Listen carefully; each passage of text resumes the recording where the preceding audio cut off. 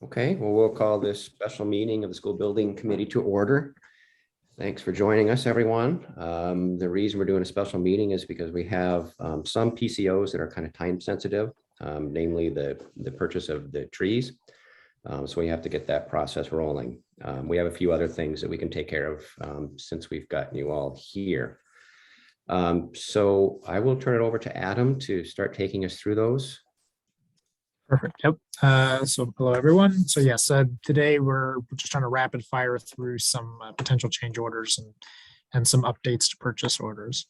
To start off, I'll share my screen and we can walk through them kind of systematically.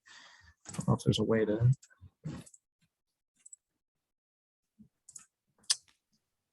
Assuming you're seeing my entire screen, so there you go.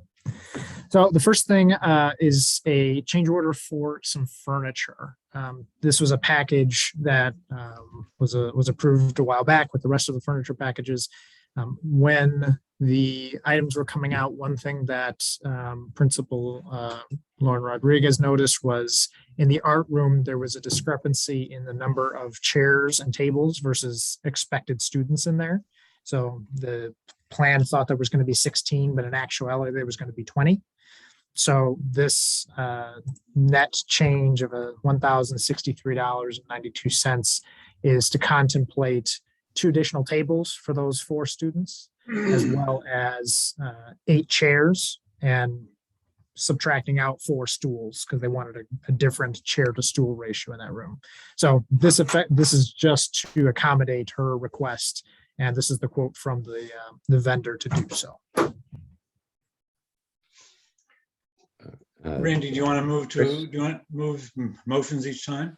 Yes, I think we'll do the motions as we go through this. So, Chris McAvoy, you had your hand up. Is that for a motion or a question? Yeah, that was for a motion. I didn't know if we want to vote each one. Yeah, I think we'll vote each one because they're so different from each other. Yeah. Okay, so this a motion to approve the change order for Robert Lord Company. I'll second it. Okay, thank you. Any questions or other discussion? Then all in favor of approving this PCO, please give me a sign. Any opposed or abstentions? Okay. Okay, thank you. All right. The next item is just an update for the committee about a construction change directive that was approved by the subcommittee of Ryan, Randy, Kelly, and Kathy. So this item is effectively for a discrepancy in the metal deck at the gym. So the metal deck is installed, the metal deck is fine. It's the perforated acoustic metal deck. One of the things that Jeff noticed while walking the site was that the cover plate that's supposed to be on top of the deck was not installed. And that cover plate's provided to prevent additional vapor transport through the deck system. On other projects, they've noticed where that hasn't been installed, there's been some potential for some condensation issues. So that's why it was specified in the drawings. There was a question or a disagreement rather between TSKP and Newfield with regard to whether or not this is something that should be in scope, out of scope, based on some of the submittal reviews. So again, as with other construction change directives, the scope is clear. There needs to be a cover plate. And so that's what this change directive was issued for. So there's no action for the committee at this point because the work is being moved forward with. But as is custom, we wanted to put it back in front of the committee to keep everyone apprised of what's going on. If there is ultimately found to be some charges or what have you that are owed Newfield as a result of this, it would then transmit into a closing PCO that would get put back in front of the committee. So this is just an update to give everyone, keep everyone apprised. Any questions on that just before I move on? Chris? You're calling it a plate, which makes it sound like it's metal. I'm trying to read this thing and then makes it sound like glass mat roof sheathing. Is that actually what it is? So the original specification was for a metal cover plate to be installed at the factory. That didn't occur. And when TSKP walked to the site and noticed that it wasn't in place, they went back and reviewed what the actual criteria needed to be in order to achieve what's needed. So rather than trying to, ship the deck back or something, we've had questions on getting it on time in the first place. TSKP came up with these two alternatives for an infield retrofit. So either glass sheathing or there's a film product, and basically you tape the seams and it achieves the same thing without having to be a metal plate. So there's not a structural issue. It's strictly for almost basically a vapor barrier, as I understand it. So just two more questions. Is it agreed that it was supposed to have come with this plate on it and it didn't come with a plate on it? That is the crux of the discussion between TSKP and Newfield. It is in the specifications as being required. However, one of the shop drawings when they were submitted to TSKP for review didn't explicitly show a cover plate, and there wasn't a comment by TSKP saying, "Hey, you missed the cover plate." So now Newfield has indicated that there's an issue to them, that it's taken months and months and months and months, and now they're being told that what they're providing isn't sufficient. So that's the heart of the argument that will get fleshed out as we move forward, but it was in the specifications to be provided. Okay, that's all I have. Thank you. Anything else? Okay. All right, so now we can get into the items for other items for approval. So we've got 5 potential change orders, and then also a potential increase for the testing purchase order. Jeff, sign on, or is, I can't tell. No, I don't see him. Okay, that's fine. We can run through it.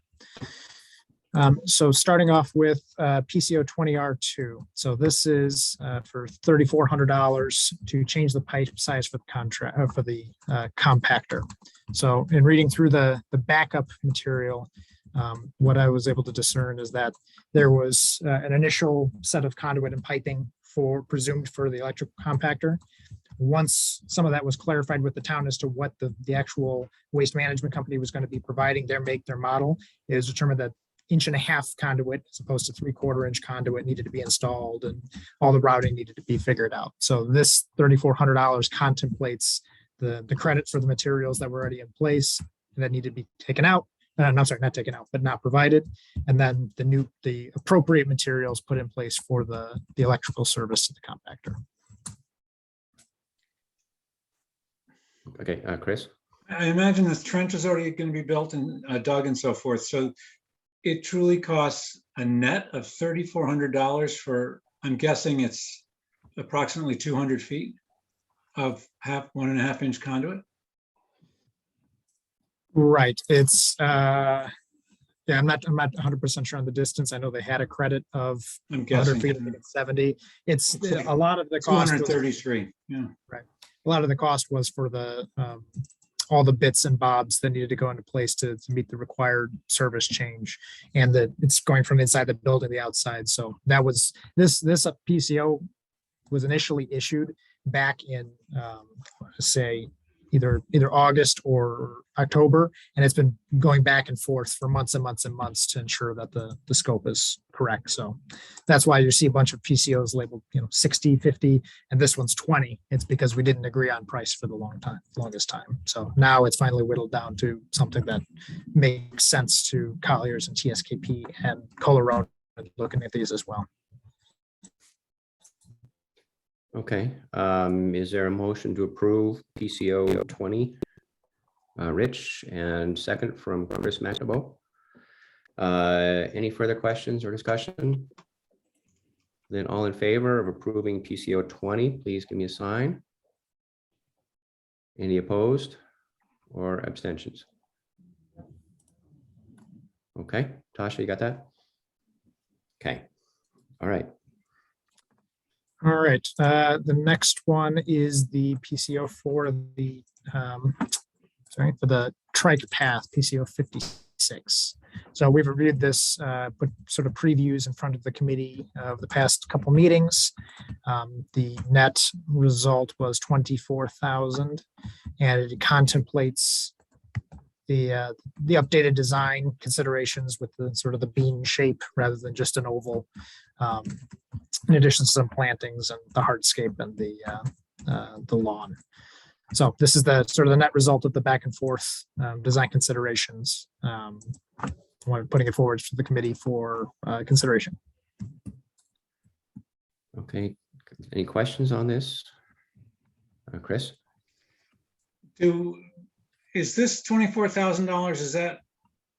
Let me go back. Was the trike path always in the plan? I don't recall it being in the earliest plan. So this is No. really the whole trike path as Correct. proposed, Yes. and landscaped and molded and so forth. Okay, thank you. Yes. The only thing that does not contemplate is if there was a separate structure that wanted to get added to house the trikes. That's not part of this, but that was something that wanted to be considered as part of a potential later addition, but perhaps after the project as part of separate town funds. We want to consider that a little more carefully because it could be construed as adding square footage to the project, depending on how the state wants to look at it. So this right now is everything but the shed in terms of the softscapes and the actual trike path itself. Okay. Any other questions? Then is there a motion to approve PCO 56? Chris McNamara, thank you. Second, Steve. All in favor, please give me a sign. Any opposed or abstentions? Okay, thank you. And All the right. next one is this is 57 and 58 for the buffer trees. So we had got the arborist that came out. We had a separate company come out and take down the trees that were deemed to be needed to be taken down at the buffer between the building and the southern neighbors. This is the trees to be put back to reestablish the forest and some of the buffer there. The two options, one is for 73,000, one is for 57,000, basically reflect the size of the trees that be put back along the buffer here. So in the cheaper option, they would be the heights you can see on the right-hand side here, 5 to 6 foot spruces, 7 to 8 foot spruces, 5 to 6 foot pines, etc. Option one, they're slightly larger, more mature trees to help establish that buffer more quickly. The number of trees and the locations would remain the same under this provision. One of the questions that we had asked the landscape architect was with regard to the density of trees, particularly at this eastern edge, because that's took the brunt of some of the tree removal. And they had looked at it and suggested this was a fairly dense buffer replacement. We did check with the landscape architect, and they had included this gap here. I believe we talked about this in the last meeting or the meeting before with Chris Kiefner's suggestion. So that has been incorporated. One thing that did arise since the last time the committee saw this was one of the neighbors reached out with concerns about the buffer, and in particular with regard to how much buffering would be in place and how quickly, given the lack of trees. And they had asked about additional species to provide a denser barrier. Specifically, if we wanted to look into Thuya giant green arborvitaes that grow 3 feet a year and are very bushy and deer resistant. I asked the landscape architect about the design trees here versus some of those alternatives, the Thuyas, and they indicated that they recommended maintaining this design as is. And if the committee wants to contemplate adding additional arborvitae trees or what have you, that could be done in addition to supplement, but they recommended maintaining this species of trees for now to help reestablish the forest as it was, as opposed to just a hedgerow, so to speak.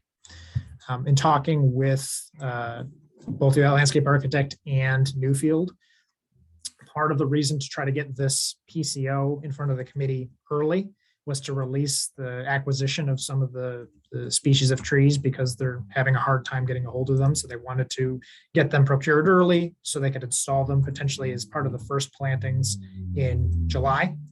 And then, for example, if the committee wanted to explore putting in additional buffer trees, what have you, that might be something that could be contemplated as part of the September plantings that Newfield has on their schedule. So there's sort of a two-phase approach, and the landscape architect indicated that planting, additional arborvitae or what have you in the fall planting would not be inappropriate. So that's something the committee could contemplate if they wanted. But again, they emphasize moving forward with the species and allocations as shown, and then contemplating something additional if so desired.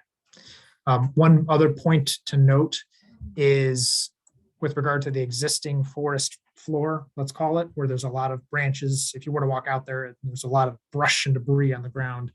And we raised the question about, should that be removed or should it be left in place? The landscape architect indicated that they should not wholesale remove and sort of clean the forest, so to speak, because a lot of that provides a lot of the support for the emerging new forest. So, the scope of work with this PCO includes moving some of the brush and the logs to facilitate the plantings, but the end result will not be, and according to the architect, should not be a clean forest floor with new trees in it. It should have some of the existing elements as part of that to support a healthy environment. So again, before the committee is the choice of either option one with the larger trees, option two with the smaller trees, or if the committee elects not to do either, they can do that as well. But that's the main decision point for the group here. Andy? Okay, comments from the committee on your preference regarding option one or option two. Chris McNamara? My preference would be, after having walked the site the other day, that we go with option one. The houses are very, very close to the area that's been cleared. And I think it's important that we put up a good thick barrier. So I say option one. Thank you, Randy? Kathy. Oh, yeah, yes. Who did I hear? It was Tony on Ryan's screen. Oh, okay, Tony, go ahead. How long would it take the 5-foot trees to become 7-foot trees? My understanding of these species, and please everyone take this with a grain of salt, as I'm not a landscape architect, that they tend to grow quickly, not as quickly as the 3-foot per year Thuya giant arborvitaes. My recollection was they're about a foot or two per year when fully mature. So math suggests that would take a year or two, but again, take that with a grain of salt. I don't have a landscape architecture degree or anything like that. From my perspective, we've moved everything forward. We've approved every PCO. I think particularly in light of the $25,000 for the trike park, I'm going to disagree with Chris and say, let's go with the cheaper version. I think we need to demonstrate a little bit more frugality here. That's just my personal opinion. Okay, and then I saw Kathy and then Steve and then Rich. I feel very strongly that we have really impacted our neighbors on Pine Woods Lane. And I think whatever we can do to make it right for them, I think we need to do that. So I feel very strongly that the bigger, the faster stuff we can get in there, the better it will be for our neighbors. So option one for me. Okay, thanks. And Steve? Yeah, I agree. I'm definitely very sensitive to the impact we've had on those neighbors, but I would disagree with going with the more expensive option just because I don't think we're getting the bang for the buck. If you look at a 5-foot versus a 7-foot tree, they're not all that different, especially deciduous ones. I know some of these are evergreen, and so they'll have more year-round protection. But I think the reason that I would go with the cheaper option is I'd like to leave some extra room in the budget if we need to go back and do something like the arborvitae or a fence or some other type of screening. I think we need to definitely address the neighbors.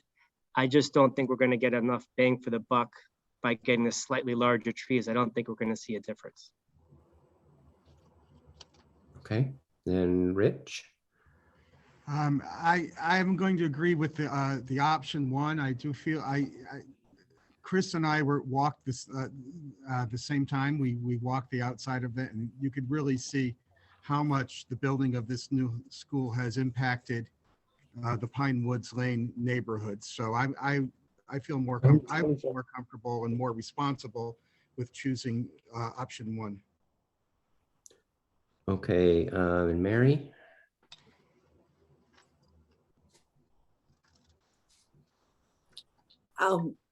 Can you go back, Adam, to the screen that shows, or the image that shows the breakdown between the two? I was just curious, as we debate option one versus option two, what are we talking about? How much money? The two prices are, It's about 16,000. that's 57 for the smaller option and 73 for the larger. Okay, thank you. Okay, Chris Kiefner. Adam, I think I was interrupted trying to help Jeff get on just when I think you said this key thing. You did talk to the neighbors themselves directly? You're off. You're Yep. off. I spoke to one who reached out, and they exhibited concern about the types of trees. I've told them about the multiple layers. It's not just a tiny row of 3-foot trees.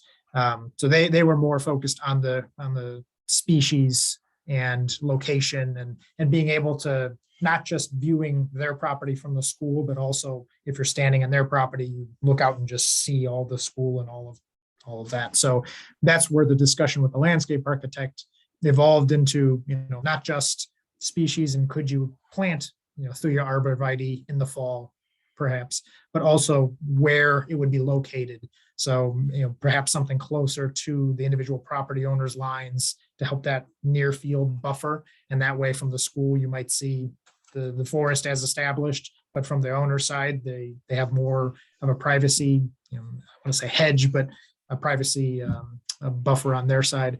That's where that kind of evolved. But this was within the past approximately a week or so. So from the standpoint of these two options to release the order on Newfield's end to get them planted early on, that was the focus of this. But like I said, it was just the one neighbor that had reached out. Okay, I was curious because the assumption is, our general assumption is that people wanted to have privacy and want to block the thing. On the other hand, what we don't know is if they'd actually like it to be open, like to have the air and the sun. You just don't, I don't know, and maybe other people do. On another item on the taking the logs and so forth out, that stuff should be left in to the extent possible. Absolutely to the extent possible. Number one, for the replenishing the soil, but also for the cost. And the third thing is, I'm wondering what you know about any kind of guarantee there would be or is required, or I assume this hasn't gone to anybody's contract. I guess it must, because you've got a number on it. But guarantee in terms of the trees surviving. That I don't know offhand. It would follow the same guarantee as the specifications if there was one. I don't immediately have that offhand insofar as, if they die within a year, for example, if they'd be replaced. I would have to look that information up. I just don't have it on me. Okay, any other questions or comments? Okay, so we might be, it sounds like we're going to, I heard a voice. Yes, totally. Okay, go ahead, Tony. If the issue is really screening, I don't think deciduous trees are the answer. I think the real answer is going to be a hedge or a fence. Maybe we should be talking about hedges and fences. My house is surrounded by trees, and starting in November, I can see all my neighbors. I can't see them in the summer, but I sure can in the winter. So I'm not sure that this particular solution addresses the problem. In terms of the tree white pines and spruces, there's only 6 red oaks and 6 dogwoods that are in there for variability. And since there were some oaks in the existing forest, those were implemented by the landscape architect to help reestablish the existing species there. You don't want it to look like a Christmas tree farm. Right. So My speakers off. They probably. My neighbors have pines too, and when I first moved in, 20 years ago, they were a certain height. Now they are much taller. I can see straight through them. So again, I'm not sure that trees are going to solve the problem of providing privacy to a lawn or to a backyard of a house. Maybe I'm just being contrarian today. I don't know. Mary, if I could, go ahead. Let's let Jeff weigh in, and then Mary will take your question.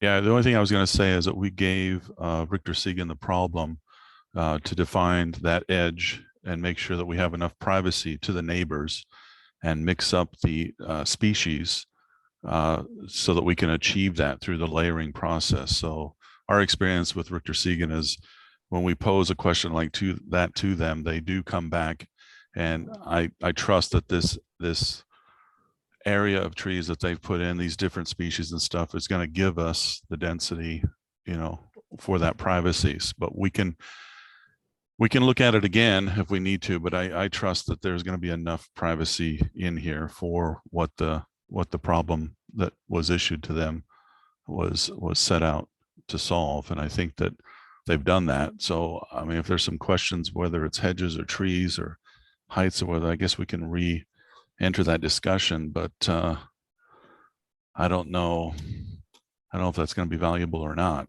I trust that what they've done is going to be sufficient. Okay, Mary, and then Chris Kiefner. So I would echo Jeff's thoughts there. I think that throughout this process, we've done exactly that. We've put a lot of trust in the people who are the experts.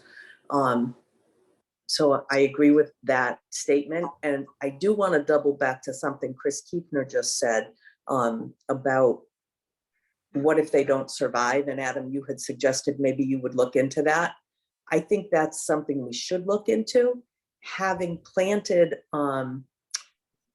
white pines recently on my own property, having had my brother, who is a landscaper, plant those for me, and several of them die. When I went back to him, he said, well, Mary, everybody knows how much you need to water a white pine in order for it to survive. I didn't know that.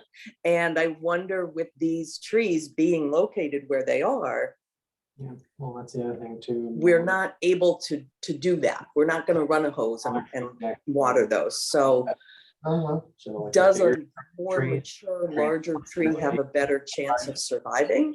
A little counterintuitive. I don't know. I'm wondering, Al, are you there? Do you happen to know the answer to that question?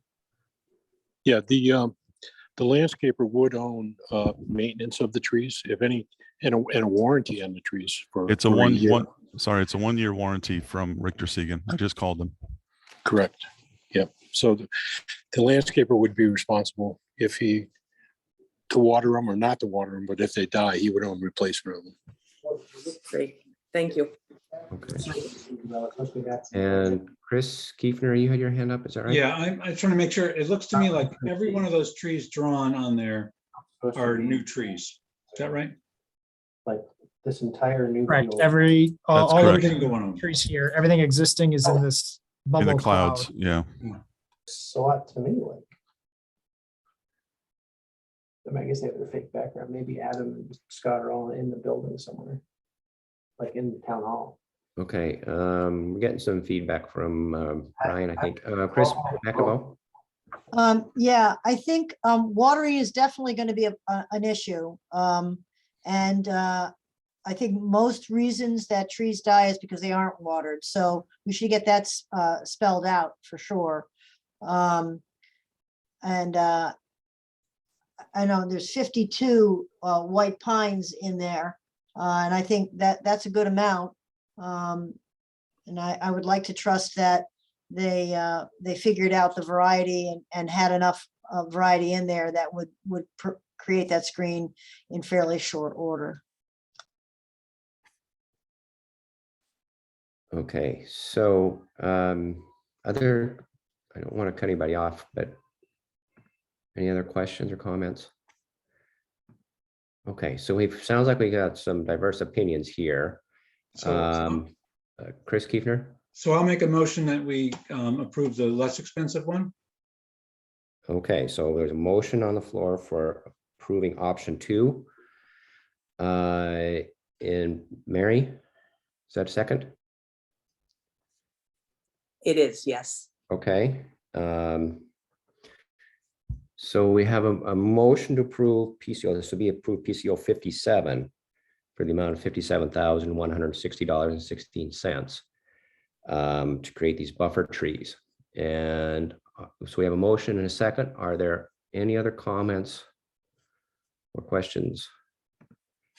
Okay, then all in favor of the motion to approve this option 2, PCO 57, please give me a sign. Chris, Steve, Madison, Mary, Tony? Tony better do it. Did we lose Tony? Tony's in Ryan's office. Oh, No, I'm here. yeah. Are you approving the motion? Yes. Okay. So Tasha, what does that take us? How many is that? We have Chris. I can't keep track. Want me to do a roll call? Yeah, why don't we do that? So you can tell me. Okay, so for PCO 057, Randy, Yes. Kathy, Oh, no? No. Steve, Yes. Chris McNabo, No, Madison, Yes. Chris Kiefner, Yes. Mary, Yes. Rich, No. and Tony. Yeah, She said Yes. yes. Okay, yes. so that is You got 6-3. 6 in favor, 3 opposed. Okay. All right. So then that motion passes. Okay. Thank you, everyone, for your opinions and your sharing your thoughts on that. The last PCO we have, and then we have one more PO approval, is for PCO 65 for 63,000 to provide sod at the softball field in lieu of seeding. So this was the topic of discussion where the softball teams would not be able to utilize that field C until the fall of 2023 if we utilize seeding. It needed a full year of establishment before it could be utilized.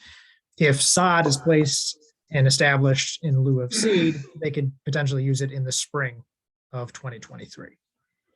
So the 63,000 is for both the material itself, the sod, as well as the additional watering beyond what seed would require to establish the sod.